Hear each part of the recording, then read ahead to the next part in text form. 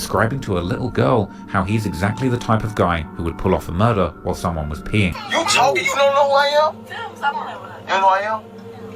I know my daddy. You scared of the dark? No. I'm one of them type of guys that be in the dark waiting for you when you gotta go pee at night. And I just get you, and you don't never come back to your parents again. Oh shit! You hear me? Then your TT ain't gonna be able to save you. Your daddy, he gonna be crying somewhere like, man, she don't got nothing to do with me. Just take. I thought he was just trying to make a joke like he the boogeyman or some shit. He gonna come in her dreams. Nah, this nigga see talking about a real event that really happened.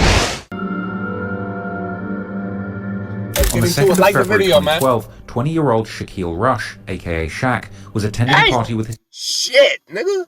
Yeah, lopsided this shit, bro. Low cuts is not for everybody. Everybody need to stop thinking they look good with low cuts. If you know your head is deformed and you got a weird head shape, my nigga, never get waves. Never get a low cut, bro. His friends in the 600 set turf. While Shaq wasn't seemingly actively involved in gangbanging, he lived in the neighborhood and was friends with many members of the 600 set. And in a picture allegedly taken on the night of the party, he can be seen with 600 members C-Day and Inky D dropping the 051Y hand sign as a sign of disrespect to that set. Later that night, Shaq would reportedly leave the party together with a woman, and they would walk through an alley. Y'all know who in 051, my nigga. You over here dissing them?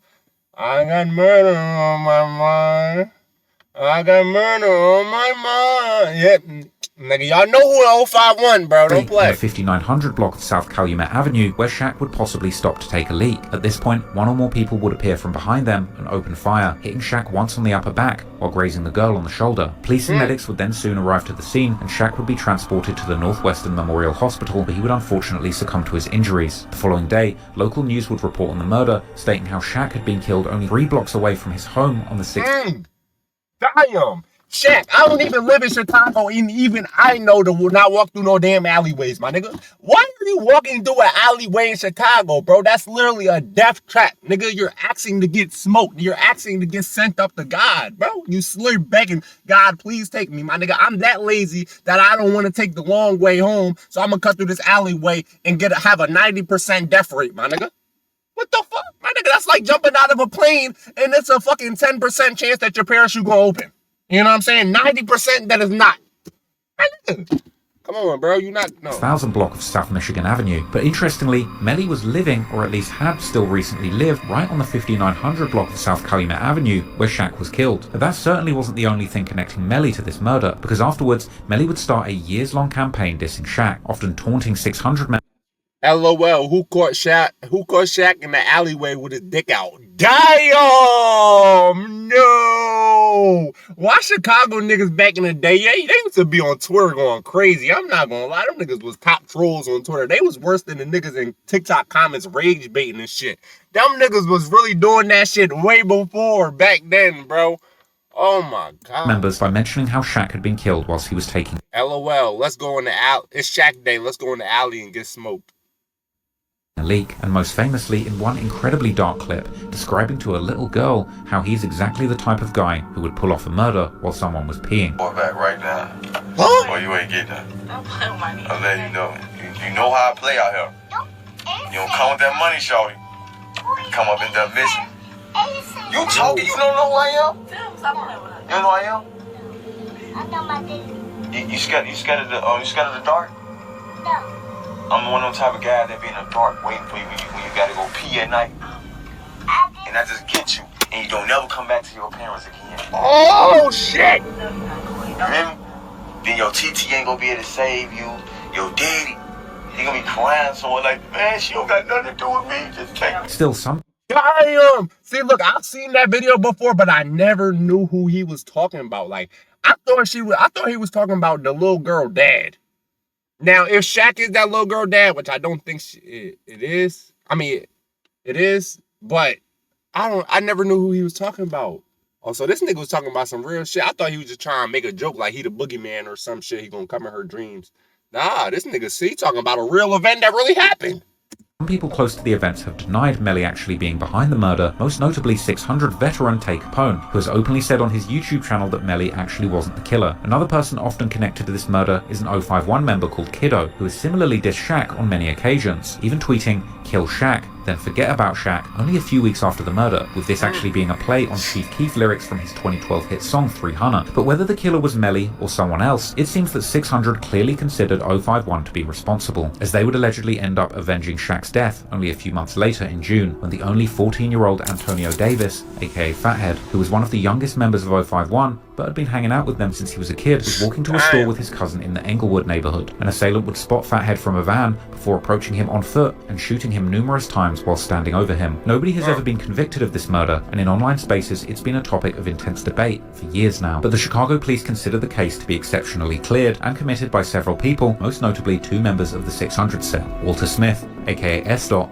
Courtney Ely, aka C-Day, as well as a member of Lil Durk's Lamron set named Marvin Riley, aka OJ, who the police claim to have been the triggerman based on Fathead's cousin's description of S-Dot, C-Day, Boo Man. I want to know who the fuck are giving y'all these names, bro. Who is coming up with all these nicknames and shit that, like, I think these niggas is coming up with themselves day to day. One day they just thinking at night, writing shit down like, dude, this sound cool, this sound cool, this sound cool, bro. Because every nigga got a nickname, bro. Like, come on, bro. And then they names be the nuttest shit. The real name be nutty as hell. Walter Smith. My nigga, your name is Walter. Act like it, my nigga. Courtney. Marvin. Bro, I'm done. the killer. Only a few days after the murder, Melly would once again begin to taunt 600 members, openly bragging how his set had killed Shaq, while claiming that 600 couldn't say they had killed anyone from his set, perhaps referring to OJ being the one who actually killed Fathead. On the other hand, Fathead's brother has seemingly put the blame directly on C-Day, who's also known by the nickname 22 Shots, writing on a tribute post to Fathead how he's 622K or 60022 Killer. In any case, the murders of T Streets and Fathead launched a years-long rivalry, which wasn't just limited to tit-for-tat killings between 051 and 600, but would become part of a larger war in the South Side between 051 and their affiliates, and numerous majority black disciple sets affiliated with 600, like O-Block, Front Street, Lamron, and of course THF-46, who had already been at war with 051 for years at this point. 051 would allegedly avenge Fathead's death in November 2012, killing a 19-year-old named Trey Henry, aka Trix, who was affiliated with 600. This was followed in June 2013 with the murder of 19-year-old Robert Allen, known as Lil Rob, or Beto, from the Lamron set. These murders have remained officially unsolved, but 051 has heavily claimed both, with Melly 2 implying that his set was behind these murders. Although Melly himself isn't often directly connected to these murders in online rumors, regardless of who had done what, 05 weren't done killing, and in September 2013, they would strike again, killing 17-year-old Leonard Anderson, better known as the up-and-coming rapper L.A. Capone from the This nigga name was Leonard? Oh my gosh, bro, I didn't even know this shit, bro. I'm just figuring this out for the... This nigga name was Leonard? My nigga, oh my gosh, why all the niggas with the nut? I feel like it's a connection there. The niggas with the nut ass names, they gotta join the streets. They gotta jump off the porch and shit and go crazy and kill niggas because they got a nut ass name like Leonard, bro. Everybody gonna disrespect them. Everybody gonna play with them. Everybody gonna look at them like they a bitch. So they gotta show niggas that they about it. My nigga, my name is Leonard. You get what I'm saying? I know they was getting picked on in elementary school and all that shit. You know what I'm saying? For Leonard, Walter, all that, Timothy, you know what I'm saying? They had to do something about it. I understand. 600 set. This was a devastating blow for 600, as LA was considered their most promising rapper, who had become increasingly close with other rappers in the community, like Lil Durk, who at this point had already signed a major deal with Def Jam Records and was rumored to have been in the works of helping LA Capone land a major record deal for himself as well. He kept telling me that he's supposed to be meeting T.I. So flying to Atlanta with Durk and meeting T.I. Like that, this is what he used to tell me, like for around time, for out, meet T.I. He was flying out at this point, like he went on a couple shows with Durk. LA's murder would eventually be solved, leading to the arrest and convictions of two 051 members, Michael Mays, aka 051 Rocco or Rockhead, and Saki Hardy Johnson, aka Lil Mick, as well as a third person named Miko Buchanan. 051 Melly, on the other hand, would once again take part in the dissing, making numerous tweets in the days following LA Capone's murder where he would make fun of him and boasting about all the people that his set had killed to avenge Fathead's death. But interestingly, Melly would often also mention Lil Durk in his tweets, making it seem that he was actually a fan of Durk's music, despite Durk Durk being such close friends with Melly's enemies. But whether he was serious or just trolling at this point, Melly's fixation on Lil Durk would eventually become Lil Durk's worst nightmare. In March 2014, 600 would allegedly get their revenge as 20-year-old Mark Campbell, better known as Lil Mark from 051, would be brutally gunned down in broad daylight while standing on the bus stop at 51st Street. Only a few days before his murder, Lil Mark had dropped a diss song called No Competition, a remix of Lil Durk's song Competition, dedicated diss track aimed towards the Black Disciple sets like 600, Lil Durk's Lamron, and King Von's O-Block. This song had made Lil Mark the #1 target in the streets, and it wouldn't take long before those who Lil Mark had dissed would be claiming his murder, with particularly D Rose from 600 and King Von from O-Block. Get it? Like, y'all niggas be dropping these diss songs and all the clout and all the attention. It's all cool at the beginning. It feel good. I know that rush. All the thotties, they dicky, you feel me? They hitting you up on Twitter. They tweeting you. Oh my God, that song was so fire. You feel me? You probably cracking all the Chicago thotties, my nigga. I know you got a whole bunch of STDs at that point, but that's besides the point. It's all cool. But do you really think that that's going to last long, my nigga? Like, it's Chicago, bro. Do you really think that's going to last long? You didn't diss these niggas, gang, whatever, BD, GD, whatever they was, dissed all these niggas. Niggas that don't even know you is coming after your head, bro. You really think it's going to last long? I don't think so. Dissing only hours after Lil Mark's death, but this time also Lil Durk, whose song Lil Mark had remixed just before dying, would decide to take the dissing to a whole new level, actually filming himself at the very bus stop where Lil Mark had been gunned down, telling people that he was in a very famous place, along with the caption, "Free THF-TP," this being a member of the THF-46 set who actually made an entire song dissing Lil Mark titled Bus Stop. Bus stop, man. Hey, this bus stop right here, though. This a real famous place, yeah. This is a real famous place, big. Hey, this bus stop is a real famous place, big. I ain't gonna lie to you. You know what I'm saying? Free my nigga team. In online theories, this video is often considered to have perhaps been one of the biggest mistakes that Lil Durk has ever made, because while Durk was already a famous rapper, traveling all over the country, making it very hard for his ops to catch him, it seems that 051 Melly, after this video, would make it his mission to show that in the streets of Chicago, he was the one in charge, and that everyone close to Durk that still was in these streets would not be safe. Moreover, Melly had become close with Durk's old friends, as Durk and his OTF crew had a falling out with the rapper King Louie and his Mubu crew in the summer of 2013. This all came out after a fight would erupt between Mubu and OTF, together with Chief Keef's Glow Gang, while they were performing in Iowa.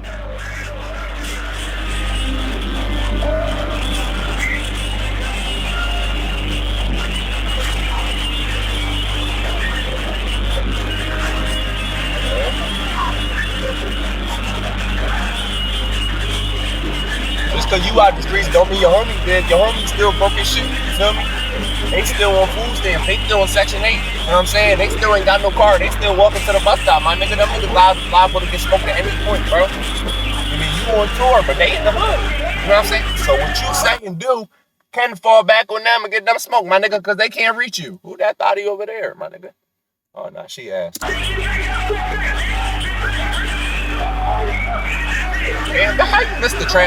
After this scuffle, Melly would become increasingly close with the Mubu crew's most infamous member, who DJ Academics would famously nickname the Chirac Scorekeeper due to Crump's deep knowledge about the city's gang law and his propensity to partake in online drama. And now we're talking about the Chirac Scorekeeper. Now, if you don't know who that is, a lot of people ask, who is a scorekeeper? Now, the person that's known as a scorekeeper is this individual that's known as Crump. I know DJ Academics was a virgin when he was doing that Warren Chirac shit. I know my nigga was in the crib gooning every night. He was beating his shit, spanking his shit to the max, my nigga. Look at how he sounds, bro. You can tell by his voice, my nigga. He was a grown-ass man at this point, bro. DJ Academics, that's tough, my nigga. Hey. You know what I'm saying? That's why when they say, I gotta get rich, you know what I mean? The TikTok houses be like, I gotta get rich, bro. That's exactly what happened to DJ Academics. He knew he had to get rich. He knew he had to get some clout, get some fame or something, my nigga. You know what I'm saying? You couldn't live like that forever, bro. Crump. Now, apparently, he's with the shits. He's a savage. But most notably, he's known for retelling hood stories on Twitter. And not only that, awarding victories. Now, he usually tells or keeps track of who the f is up, who's down, who's tied, who hit a buzzer beater, who hit a game-winning 3. He's keeping up with it. So if you want to know who the f got choked, this is the guy to ask. Crump had previously been very close with Durk and seemingly ready to crash out for him at any moment, but now he was one of Lil Durk's worst enemies. And with Melly's notorious trigger finger and Crump's infamous Twitter fingers working in tandem, things were about to get very dark. He switched sides? Oh, nah, he can't be trusted. He can't be trusted. You can't trust a nigga like that just came from this side. Now he's trying to fuck with you. You know what I'm saying? Because he liable to switch sides again, my nigga. How could you trust somebody like that? I don't know. But all them niggas in Chicago be snakes anyway. They glorify that shit, so it is what it is. Oh, that's the end, man? Oh, okay. Okay. Yeah, my nigga, conclusion, my nigga 05 Melly was a demon. You know what I mean? You couldn't trust bro. And he gonna brag about it. He was like King Von, but shit. I think he was even a little worse, my nigga. You know what I'm saying? Cause that nigga talking to the little girl. He like, you know what I mean? Fuck she do, my nigga. She just an innocent little girl. And RIP to all the people that died in this video though, man. That's the story of 051 Melly. You know what I mean? Chicago Demon. You know what I mean? Chicago Grim Reaper. Whatever you want to call him. The nigga that's gonna come in your dreams at night and, you know what I mean? Alleyway while you taking a piss, my nigga. You know what I'm saying? Wait till you get to the crib. Don't walk through no alleyways in Chicago. If any of y'all watching from Chicago, stop walking through motherfucking alleyways. It's not safe, my nigga. At all. I know that and I don't even live there, bro. Hey, man, that's the end of this video. If you enjoyed, go leave a like, go drop a comment down below, subscribe, on turn notifications, and we're going to catch y'all in the next one.